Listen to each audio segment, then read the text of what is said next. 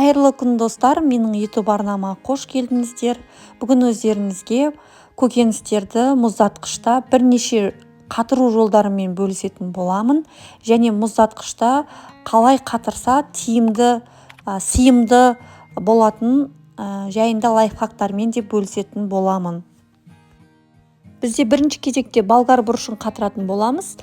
Бұл болгар бұрышын голубцы тамағына қолданатын боламыз. Ортасында керек емес жерін алып тастаймыз, ішін тазалап жақсылап жуамыз. Және салафан қалтасы керек болады. Салафан қалтасына дәл видеодағындай қатар-қатармен қойып шығамыз. Салафан қалтамыздың бетін жабыстырмамен жабыстырып қойсаңыздар болады. Болмаса менікіндей етіп түйіп қойыңыздар аузын. Және мұздатқышқа 3-4 сағатқа қойып қатырып аламыз. 3-4 сағаттан соң мұздатқышымыздың қалаған жеріне қатып тұрған кезде орналастыра берсеңіздер болады. Ендігі кезекте бізде келесі осындай салафан қалтасы керек, басы осылай жабылатын. Және болгар бұрышымыздың ішін тазалап, керек емес жерін алып, жақсылап жуамыз. Қалаған пішінде тураймыз. Мен осылай 4 пішті кішірек етіп турадым. Бұл болгар бұрыштарын сорпа, көже, лағман және тағы да басқа тамақтарға қоссаңыздар өте керемет болады. Осылай бетін жабамыз. Барлық жаңағы болгар бұрыштарымыз дәл осылай турап, видеодағындай етіп салафанға саламыз. 3-4 сағатқа осылай қатырамыз. Қатқан соң қалаған жаңағы мұздатқыштарыңыздың жеріне орналастыра берсеңіздер болады. Келесі кезекте достар, қызанақты керек емес жерін алып жақсылап жуамыз. Бұл қызанақтарды блендермен, болмаса ет тартқышпен тартып алсаңыздар болады. Бұл бізге ертең мысалға тамақ жасаған кезде, сорпа тамақ, лағман тамақ, қандай да тамақ жасасаңыз, сіздерге дайын томат ретінде қолдансаңыздар болады. Бәрін осындай салафан қалтасына саламыз, бетін аузын жақсылап жабамыз және тегіс тақтайшаға қатармен тізіп қоямыз. 3-4 сағатта ол қатуы керек. Келесі кезекте біз қызанақтарымызды пиццаға арнап қатыратын боламыз. Тақтайшамызды осылай салафан кигізіп қоямыз. Және видеодағындай пышақпен турасаңыздар, сіздер оңай кесіледі және түзу кесіледі.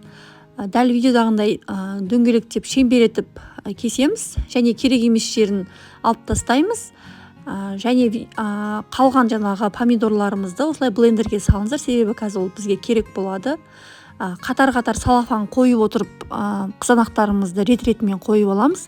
Салафанның үстіне тұрса, қызанақ қатпайды.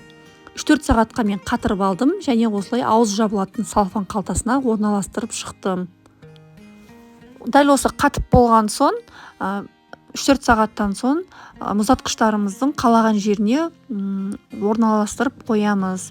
Ендігі кезекте блендерімізге осылай қызанақ, аскөк, болгар бұрышын және жаңағы чеснокты, яғни сарымсақты барлығын осылай блендердің көмегімен езіп аламыз. Өте керемет иіс шығады. Бұл бізге дайын приправа. Яғни қалаған тамақтарыңызға суы қайнап атқан кезде осыны қатырып алып салып жіберсеңіздер, сіздердің тамақтарыңыз өте дәмді болып шығады. Осылай жаздың күні арзан кезінде осылай көкөністерді осылай қатырып алсаңыздар, сіздерге тиімдірек болады.